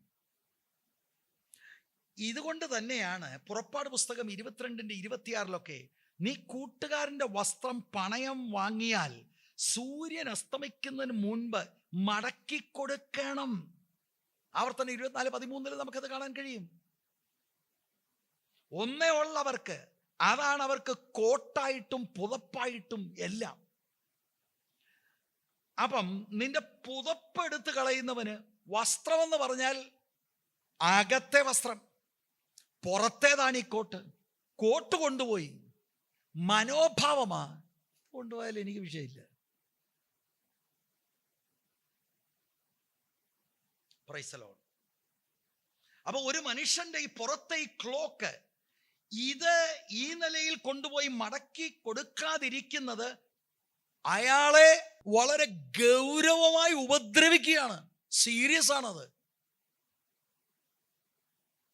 പക്ഷെ അങ്ങനെ സംഭവിച്ചാൽ കർത്താവ് ആഗ്രഹിക്കുന്നത് അവിടുത്തെ ശിഷ്യന്മാർ അതിനോട് തെറ്റായി പ്രതികരിക്കല്ലേ. പിന്നെ എങ്ങനെയാ പ്രതികരിക്കേണ്ടത്? സ്നേഹത്തിൽ അവർക്ക് ശുശ്രൂഷ ചെയ്യുക. അങ്ങനെ ശുശ്രൂഷിക്കുന്ന നിമിത്തം അവരുടെ ഇന്നർ ഗാർമെന്റ് പോയാൽ പോലും no problem, still love the person. Pastor, ഇതൊക്കെ നടക്കുന്ന കാര്യമാണോ? ഇല്ല, നമ്മളെ കൊണ്ട് ഒക്കത്തില്ലെന്നല്ലേ പറഞ്ഞത്. അതിന് ആത്മാവിനെ പ്രാപിക്കണം. ഉടനെ ഒരാളുടെ ഒരു ചോദ്യം, പാസ്റ്റർ ഒരാളെയും ഒന്ന് കാണിക്കാമോ? കാണിക്കാൻ പോയാൽ കാണിക്കാൻ പോവാ. ഓ, പാസ്റ്ററുടെ കാര്യമായിരിക്കും. അല്ല, പാസ്റ്റർ അനുഗമിക്കുന്ന ആളുടെ കാര്യമാണ്. യോഹന്നാന്റെ സുവിശേഷം 19 അധ്യായം 23 വാക്യം. പടയാളികൾ യേശുവിനെ ക്രൂശിച്ച ശേഷം അവൻ്റെ, കേൾക്കണം, വസ്ത്രം എടുത്ത് ഓരോ പടയാളിക്ക് ഓരോ പങ്കായിട്ട് 4 പങ്കാക്കി. വസ്ത്രം. അങ്കിയും എടുത്തു. അങ്കിയോ തുന്നലില്ലാതെ മേൽത്തൊട്ട് അടിയോളം മുഴുവനും നെയ്തതായിരുന്നു. His outer garment and also tunic, the inner garment. ഞാൻ ദൈവസ്നേഹത്തിൽ ഭക്തിയോടെയും ഭയത്തോടെയും തികഞ്ഞ ആദരവോടെയും പറയാം, അവർ lord was crucified naked on the cross. He gave it all. That is love, my brethren. That is love. ആ യേശുവിനെ നമ്മൾ അനുഗമിക്കുന്നു എന്ന് പറയുന്നു. He was full of the Holy Spirit. സ്തോത്രം. ഇതെല്ലാം ചെയ്ത് കഴിഞ്ഞിട്ട് വാഗൊണ്ടെന്നാ പറയുന്നത്, Father, forgive them, for they do not know what they are doing. എതിരാളികളെ സ്നേഹിക്കുക. Price the Lord. ഇന്നുകൊണ്ട് കുടുംബ വഴക്ക് നിർത്തിയേക്കണം. കുടുംബ വഴക്ക് കഴിഞ്ഞിട്ട് ഞാൻ ആത്മാവിൽ ആരാധിച്ചെന്ന് പറഞ്ഞാൽ ഐ ഡോണ്ട് നോ, അതെന്താണെന്ന് എനിക്കറിയില്ല. നെയ്ബേഴ്സുമായിട്ട് എവിടെങ്കിലും വഴക്കുള്ളവരെന്നെ കേൾക്കുന്നുണ്ടെങ്കിൽ ഇന്നുകൊണ്ട് സ്റ്റോപ്പ് ചെയ്തേക്കണം. You need your neighbour. ആ നെയ്ബറിനെ ദൈവം നിങ്ങളുടെ നെയ്ബർ ആക്കിയിരിക്കുന്നത് നിങ്ങളുടെ സുവിശേഷം കേൾക്കുവാൻ വേണ്ടിയാണ്. അവരുടെ എല്ലാ സ്വഭാവവും നിങ്ങൾക്ക് ഇഷ്ടപ്പെടണമെന്നൊന്നുമില്ല. ഓക്കെ, നിങ്ങൾക്ക് ഒരുപാട് എന്താ, നിങ്ങൾ ചക്ക കൊണ്ടുപോയി, ഓക്കെ ചക്ക കൊണ്ടുപോയി, മാങ്ങ കൊണ്ടുപോയി, ഇതുകൊണ്ട് കുറച്ചുകൂടെ കൊടുക്കുക.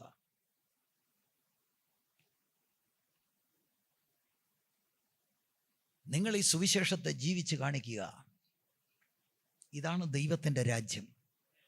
ദൈവരാജ്യത്തിൻ്റെ സ്നേഹത്തിൻ്റെ പ്രതികരണമാണ് പറയുന്നത്. ഇങ്ങോട്ട് ഇൻസൾട്ട്, പ്രതികരണത്തിൽ സ്നേഹം.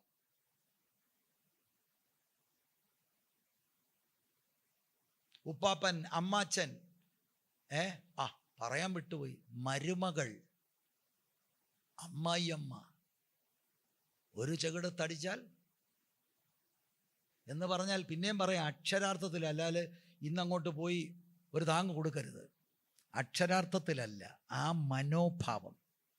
ഇൻസൾട്ടിങ്. മമ്മി എല്ലാവരുടെയും മുന്നേ വെച്ച് എൻ്റെ വീട്ടിലാന്ന് ഇങ്ങനൊന്നുമല്ല എന്നും പറഞ്ഞ് പൊട്ടിക്കരഞ്ഞ് നെഞ്ചത്തിടിച്ച നോ നോ നോ. അങ്ങനെ നിങ്ങളെ മമ്മി പറഞ്ഞാലും തിരിച്ചെന്താണ്, മമ്മി മമ്മി മമ്മി എന്ന് പറഞ്ഞ് അങ്ങ് സ്നേഹിക്കണം. അവ ഇന്ന് വീട്ടിൽ പോയി അത് ആ നിലയിൽ പ്രാക്ടീസ്, ദൈവകൃപ വേണം ആത്മാവിൽ. മമ്മിമാരോർക്കും ഇന്നെന്തോ പറ്റി ഇവക്ക്. ഇതുപോലെ മമ്മിമാരും സ്വോത്രം. എന്താ മമ്മിയുടെ കംപ്ലൈൻറ്റ്? എണ്ണ അങ്ങ് ധാരാളിപ്പ, ഇതെന്തോ ഇത് കുടുകുടുകുടുകുടാന്നങ്ങ് ഒഴുകിയല്ലയോ. സ്വോത്രം. തൂക്കത്തില്ല, തുടയ്ക്കത്തില്ല, എന്തോ വട ഇത്. മമ്മി അങ്ങ് തൂക്കണം. അതെല്ലാ ദിവസവും ആകുമ്പോൾ മോള് പറയും, ഭാഷക്കറിയത്തില്ല, അവളെ ഇത് കാണിച്ചു കൊടുത്താൽ പിന്നെ അതിവിടെ. അതാ ചില അമ്മമാരുടെ മനസ്സിലിപ്പോൾ വന്ന ഇല്ല. നിങ്ങൾ പറയുന്ന സുവിശേഷം നിങ്ങളുടെ ജീവിതത്തിലുള്ള സ്നേഹം വെളിപ്പെടണം. നിങ്ങൾക്ക് മാതൃക, നിങ്ങൾക്ക് ഊർജം പകരുന്നത് your lord and saviour Jesus Christ. എൻ്റെ പ്രിയരെ, ദൈവത്തിൻ്റെ പുത്രൻ ഈ താണഭൂമിയിൽ വന്ന് നമുക്ക് വേണ്ടി യാഗമാണ്. നിങ്ങൾക്കൊന്നും തോന്നുന്നില്ലേ ഈ എർത്തിൻ്റെ ഒത്ത നടുക്ക് പാലസ്റ്റൈനിൽ നഗ്നനായി ദൈവത്തിൻ്റെ പുത്രൻ കിടക്കുകയാണ്? എന്താണ്? ഔട്ടർ ഗാർമെന്റിന് വേണ്ടി അവർ ചീട്ടിട്ടു, ഇന്നർ ഗാർമെന്റ്സ് വേറൊരാളെടുത്തു. This can happen to us if we are following Christ. അന്നേരം തിരിച്ചടിയല്ല, റിറ്റാലിയേഷന്റെ മനോഭാവമല്ല. ഓക്കെ,